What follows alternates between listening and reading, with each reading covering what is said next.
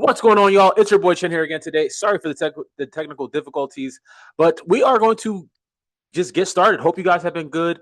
Big Ten Media Days has been just an outstanding sound bites. We've been seeing sound bites from Curt Cignetti, Brett Bielema, and these guys are not scared. Even Tony Petitti, the Big Ten commissioners, even said some things. We're going to talk also about Matt Rhule and Nebraska. And lastly, we'll finish it off with Texas. Is this the year to get to the national championship? Hey, we'll see what happens, but I think this is going to be a great show.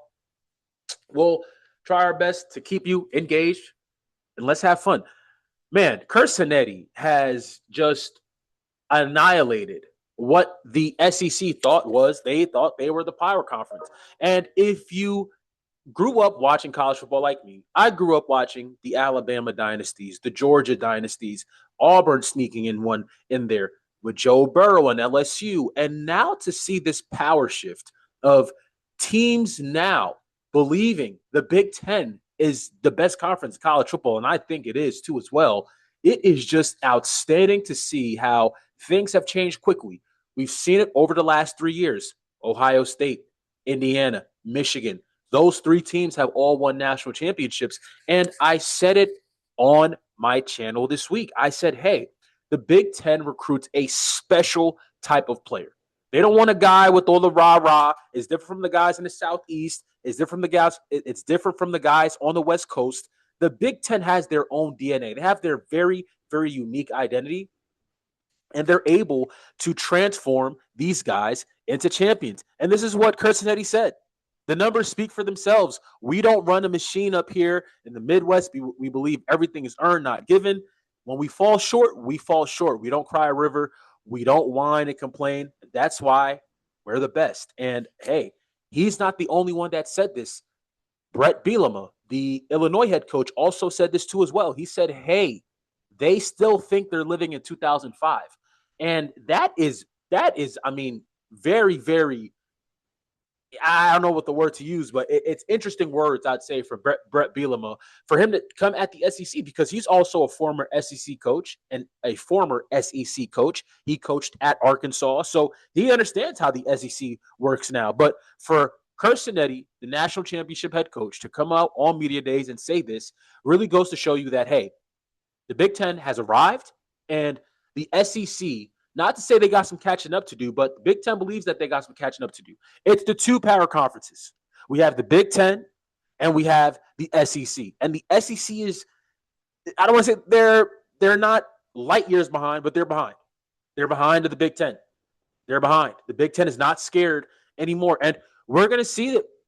We're going to see it week 2 this year when Texas hosts Ohio State at home. I think that's going to be a great game. And hey, we'll see what happens. Let's move on to Matt Rhule at Nebraska, because he also has some interesting things today.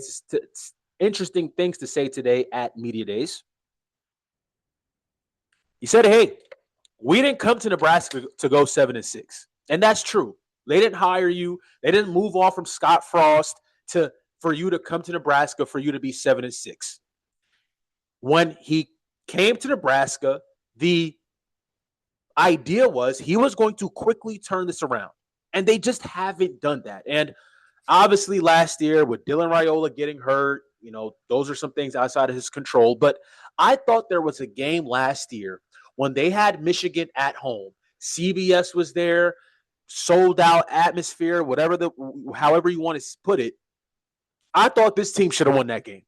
I thought early on in 2026, Nebraska was a playoff team, and that close loss at home against Michigan, I think it really did something to them. And of course, adding that Dylan Raiola loss, I think those things spiraled their season out of control, and they finished 7-6. I don't want to say he's in the same position that Hugh Freeze was at Auburn, but I do think if this season starts out 2-6 or 2-5 or 3-4 or 3-5, I 100% believe Matt Rhule is going to be on the hot seat. This is a very proud program. Nebraska is one of the blue bloods of college football, and the people in Lincoln are churning, are praying that they can turn it around and become a powerhouse in the Big Ten. And again, this team, they've gone 7-6. They've gone back-to-back bowl games. The narrative was, hey, we can't win close games. They started winning close games, but you got to win. They don't have a marquee win. Someone said that Matt Rhule's marquee win at Nebraska was in 2024 against Colorado. I mean, hey, if you think an out of conference game against Colorado is a marquee game, no disrespect to Coach Prime, you don't have a marquee win in your conference. I think that's a problem. I think that's a problem. So we'll see what happens. I don't want to say he's on the hot seat, but I expect Nebraska to improve in 2026. Steve Sarkisian talked about blocking out the noise for Arch Manning. He said in last year, a lot of people were in his ear. A lot of people were talking to him.